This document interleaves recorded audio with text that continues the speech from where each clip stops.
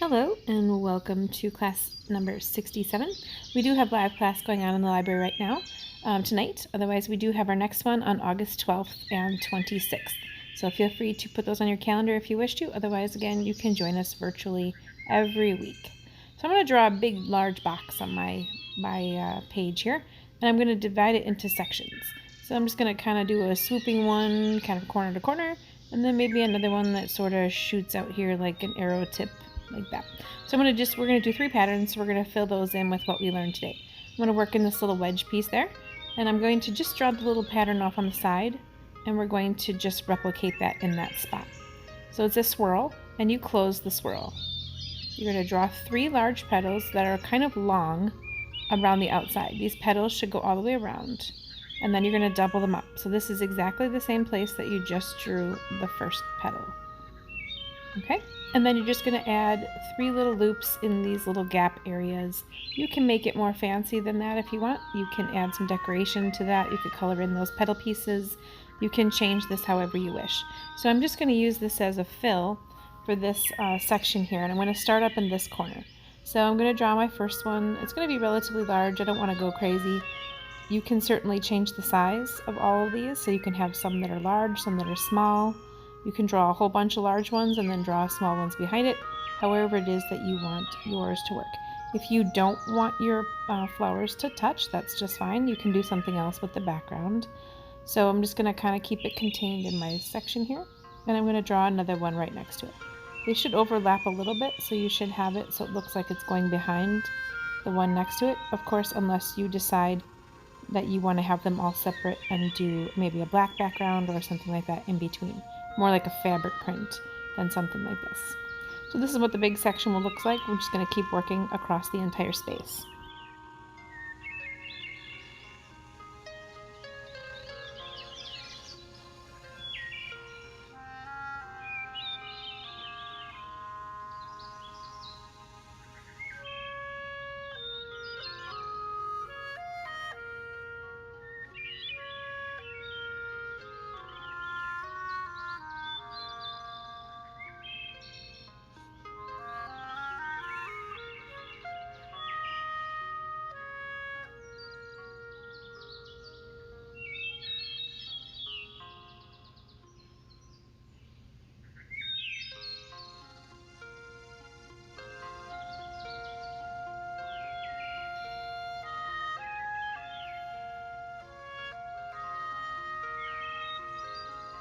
Sometimes as you're working, you may kind of misjudge where you're putting a flower or a swirl, and you'll have these gap areas around here. You can just draw a bunch of little arched lines that go in maybe an opposite direction or something, just kind of replicating what you've already drawn to fill it in. Once you get it all drawn, if you look at the picture on the left, you can't really tell what's part of the flower and what's not. So if you have these little white areas kind of in between the petals, just fill them in with a couple little lines to get that all covered up.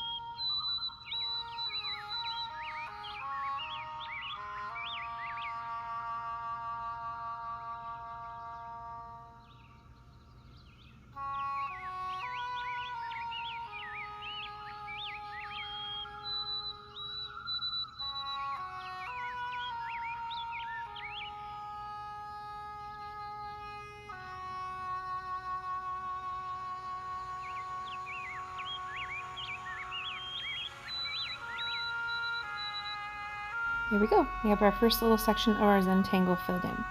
Now we're going to work on the second pattern. I'm going to draw it just briefly over on the side here to show you kind of the concept. So if you want to wait to fill in the section until after you watch this part, that'd be great. So I'm just going to draw a box here, and I'm going to divide it into quarters. So I'm just going to do a half line here and a half line here. So now we're going to add the detail. So you're going to draw like a zigzag pattern. Use your halfway mark, so from half point to the center, and then you're going to go down to this half point here, or center point, excuse me. So you're kind of going to draw a zigzag from center point to center point inside of each box, going down diagonally through the sections. You're going to color in the little boxes that you drew inside of the large ones. So I kind of just take my marker and outline each one and then color them in, but of course you can do whatever you like. If you want to add color to this, you certainly can. This would be a good place to do that.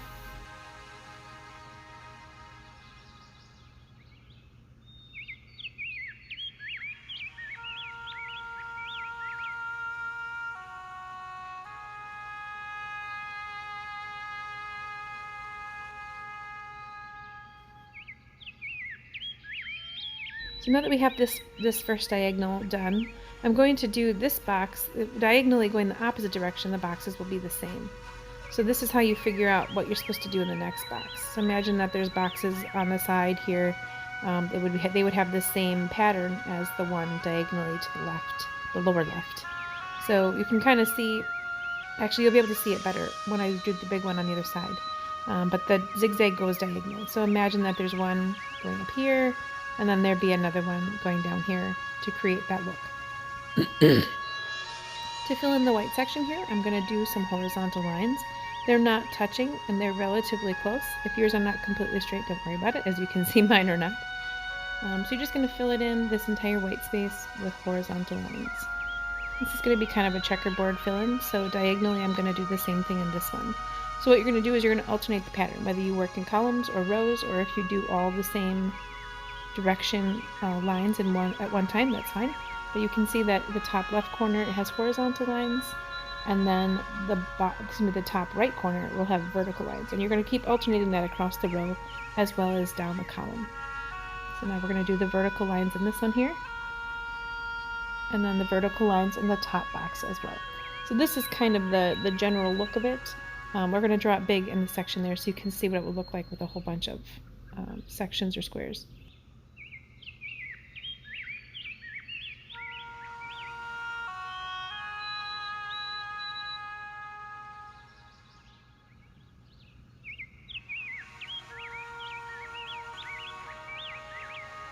So now we're going to transfer this pattern to our large Zentangle here. And I'm going to actually do it with arched lines. So if your section you want to draw them straight through, you certainly can. But I'm going to show you that you can actually arch this pattern as well. So I'm going to follow that same original swoop that I did from corner to corner. And I'm going to keep the spacing of my sections or my lines here approximately equal. So whatever kind of spacing you start with, I'm going to do that same all the way across. And now I'm going to go the other direction and follow this little arch here to make my grid pattern. So I'm just going to kind of follow that, keeping my spacing approximately the same so I can end up with some squares. If you prefer rectangles, you certainly can make this work with a rectangle. You're just going to have more oblong zigzag. So I'm going to start in this, let's see, where should I start? In the top box up here. And I'm going to put my first square, imagine that my line continues. And I'm going to put my first square in this corner and come down to the center point, and then go across to the center point, down to the center point, across, down, across, and down. And then one final across here, but I won't see the center point. So then you can go back and color those in, or you can do all of your zigzags first and worry about that coloring in part at the end. It's up to you.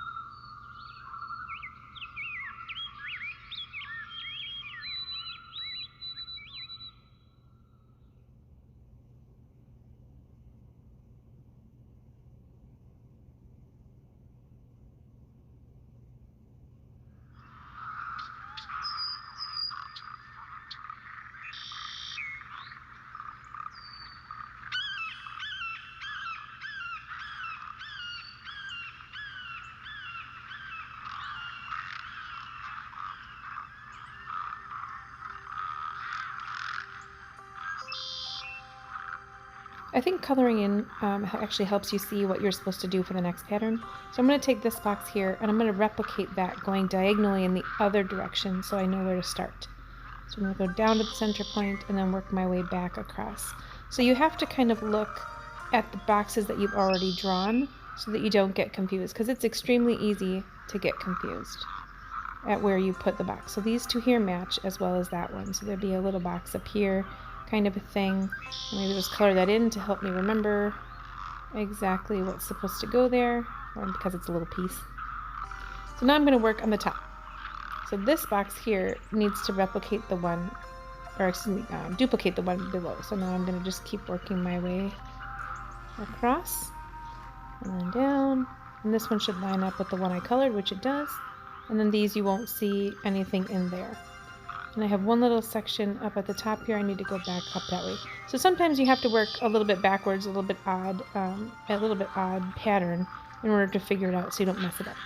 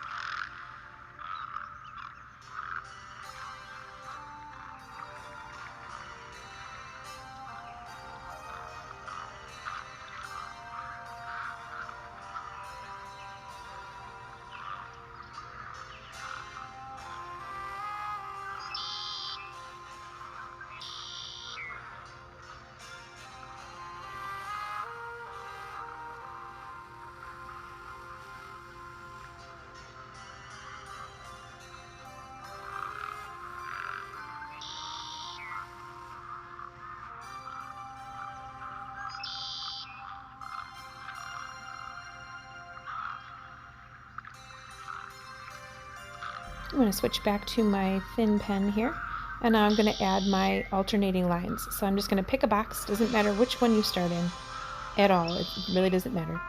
I'm just going to pick this one here, and I'm going to start that one with horizontal lines, and I'm going to alternate. So what I'm going to do is I'm actually going to draw all of my horizontal lines in every section that's going to have a horizontal line. So, and then I'll go back and do the vertical. If you don't prefer to work that way, you can certainly switch it up as you go across the row or down the column. But I'm going to work diagonally, and every box going diagonally around my zigzag is going to have horizontal lines in every zigzag that I have.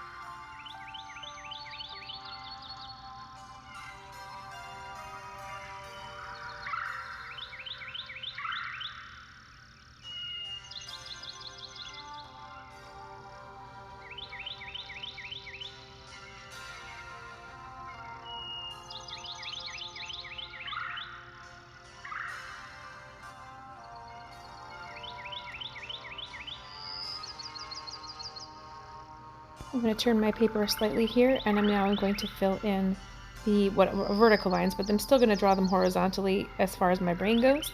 But when you look at the actual picture, it goes in the other direction, of course.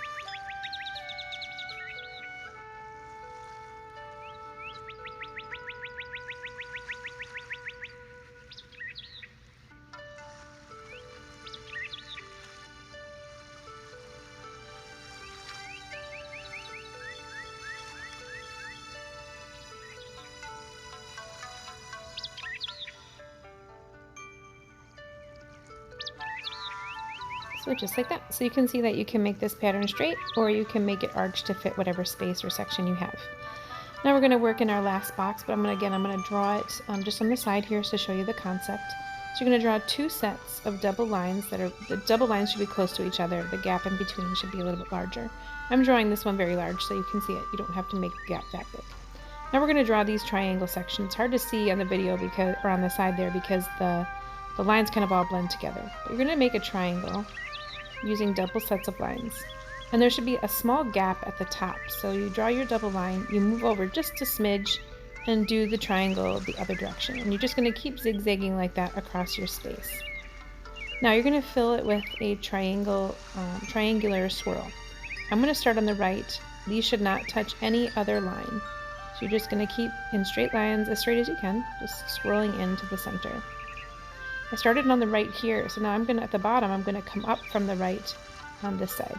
So that's the one thing that I will recommend is that whatever point you start on, okay, I always start mine from the right going down into the section, or the right going up. You want to stick with that in every box that you draw.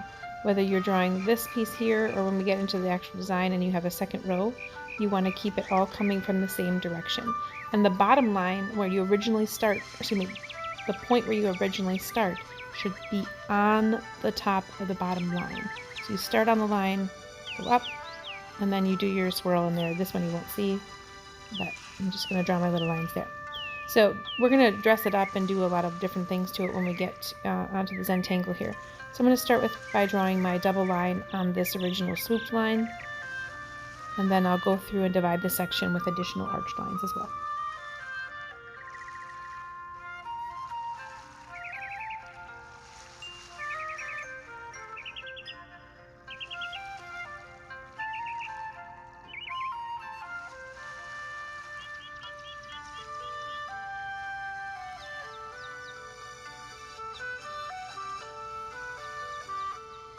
I'm going to go through now and I'm going to draw my little triangle pieces using double lines again. I'm going to start where I can see a full triangle. I'm not going to start over far on the end. Sometimes it helps if you can see the whole pattern, and then go back and fill in the sections where it gets skinny or gets small or kind of goes off the edge of the section. So remember, these are double lines. They can be as wide as you like, but I wouldn't make them too wide. It does lose a little bit if these get a little far. And you're just going to keep zigging. If some of your triangles are a little bit wider than others, it really is not a problem because it arches anyway and you can't tell. If that's part of your plan, you can have some triangles that are really wide and some that are skinny. You can, change it up however you want. It's entirely up to you what you want to do with this design. And you can just do one row here and then jump to something else and then come back with more triangles. It's entirely up to you. Or use it as a border, actually. You can use it for that as well.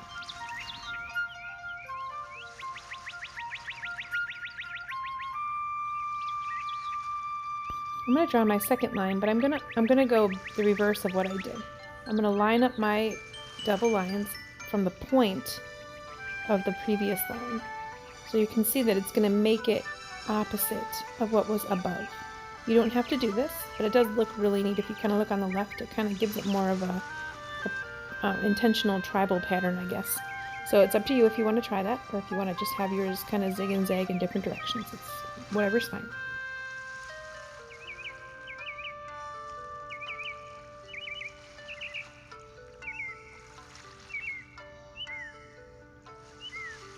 Now I'm going to go back and draw my triangles. Again, I'm going to start on the line from the right and come into the section always from the right for me. You can do whatever you like. If you want to change it up and put something else in there, or if you want to do one line from the right, one line from the left, it's entirely up to you. But when you're in a certain row or column, I recommend that you stay from the same direction.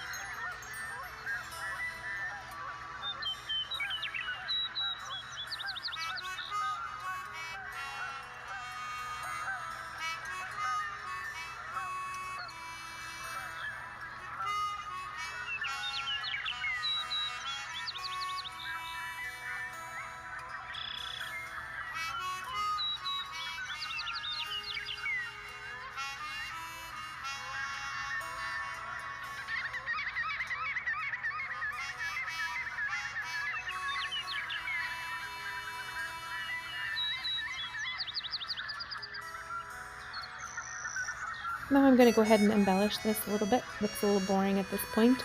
I'm going to work on the diagonal triangle pieces that I used to make the triangles in the center.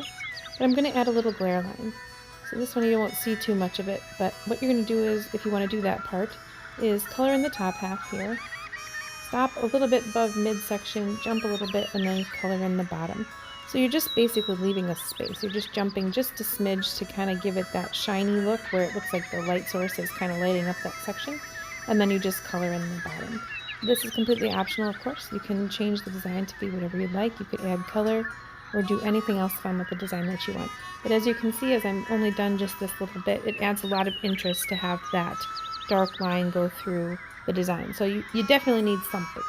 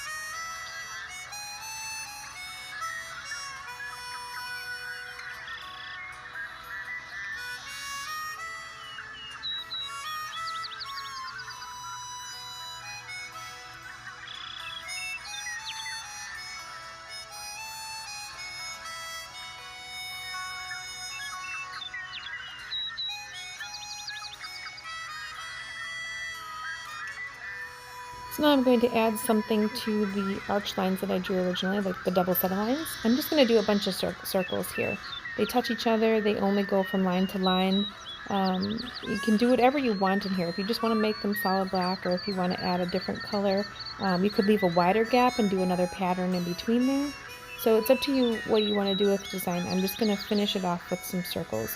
I think it just looks a little too light for the patterns that I have next to it, that I need a little something in there. So that kind of changes or determines what you do with a Zentangle pattern as well. If you look, the flower pattern isn't very dark. You have the dark triangles from the zigzag pattern in the top section, and then having this little bit of black from the colored lines in the section we're working on. It just adds a lot of interest. It draws your eyes to different parts of your design. So be sure that you're thinking about that as you're putting your patterns next to each other. You don't want to have a whole section or a whole part of your drawing that has all light lines and lots of white space, and then the other side have a whole bunch of dark stuff. You want to mix it up and have some dark next to some light, and some mid-grade ones next to some open patterns and things like that. So maybe swirls next to geometric shapes. It adds a lot of interest when you do that kind of a thing with your Zentangles. But again, of course, there's no wrong way to do it. These are just suggestions.